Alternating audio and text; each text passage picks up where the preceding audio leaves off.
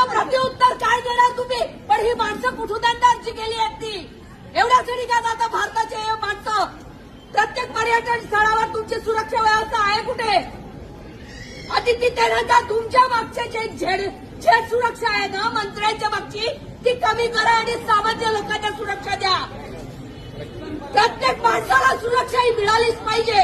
का आम्ही आमच्या देशात भिवून बघायचं? का भिवून जायचं? का आमच्या हातात हे नाहीये? आम्हालाही कायदा सुव्यवस्था कळते का? कोणी संरक्षण मंत्री नाहीये तिथं बघायला?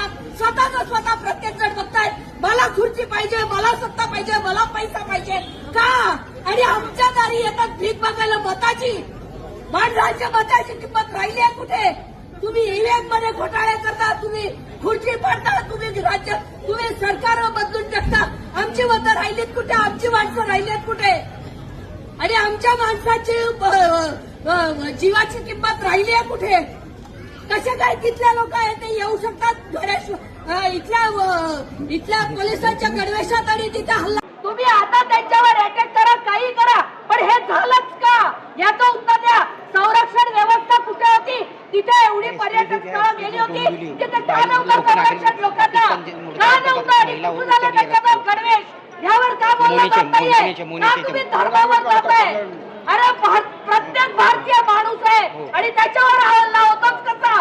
का होतो हा हल्ला? उद्या उठून आपल्यापैकी जातील म्हणून काय असं सहन करायचं? कुठे आहेत देशाचे मुख्य आहेत तर कुठे आहेत? ते भारताच्या बाहेर होते, आता आले भारतात आणि आता गेले तिकडे. मग आधी तुमचं संरक्षण व्यवस्था होतं कुठे? का नाही आला ते लोक?